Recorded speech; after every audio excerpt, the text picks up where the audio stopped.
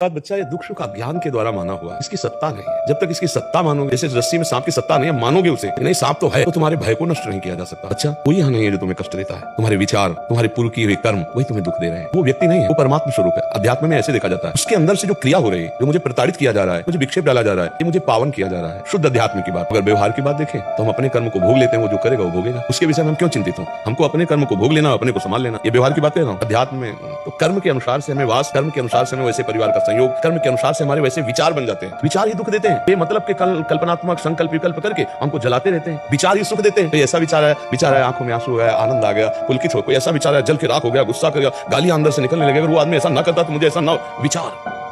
इसीलिए हम कहते हैं नाम जप करो। जैसे अपनी जबान दांत से कट जाए, हम किसको गाली देंगे? अपने हाथ से अपने चोट लग जाती है, हम किसको गाली देते हैं? तो चूंकि अब वो अपना हाथ है, इसलिए मुझे किसी पर गुस्सा नहीं आ रहा, तो ऐसे ही उसका भी हाथ उसी कर्म से प्रेरित है और वो हमें पीट रहा है, हमको गुस्सा नहीं होना, हमें सह लेना है। अब व्यवहार में अगर देखते हैं कि वो आदमी बड़ा नीचता का व्यवहार करता है, तो वो अपने कर्म का फल भोगेगा। हम प्रार्थना करें भगवान से कि उसकी बुद्धि शुद्ध हो जाए, वो अच्छा आदमी बन जाए, वो दुख ना भोगे, तो उसका पलट कर हमारे ऊपर प्रार्थना का असर आएगा कि हमारी बुद्धिमान हो जाएगी, हमें दुख प्रभाव नहीं डाल पाएगा। और जब हम किसी को कहते हैं इसका नाश हो, वो पलट के आएगा, तो उसको मिला कि नहीं मिला, लेकिन हम तो हमारी शुरू हो जाएगी आज से जलन होना, द्वेष होना, क्रोध होना, अशांति होना। तो बच्चा आए हो आप अध्यात्म समझ रहे, व्यवहार नहीं। हाँ अपने ऊपर के लिए सिर्फ, अगर किसी और के ऊपर कोई अनर्थ कर रहा है, अधर्म कर रहा है, फिर हम टूट पड़ेंगे, प्राणों की बाजी लगाकर उसकी रक्षा करेंगे, उसको बचाएंगे। क्योंकि अब उसके लिए फिर नपुंसकता नहीं धारण करनी, उसके लिए कायरता नहीं धारण करनी। नहीं, अर्जुन कह रहे हैं ना संन्यास लेंगे हम, अपने पूज्य जनों को नहीं काटेंगे। भगवान कह रहे हैं मार इनके गले उतार, धर्म के पक्ष में खड़े, प्रतिष्ठ परंताप, चढ़ा गांडीव में प्रत्यंचार, काट इन सबको।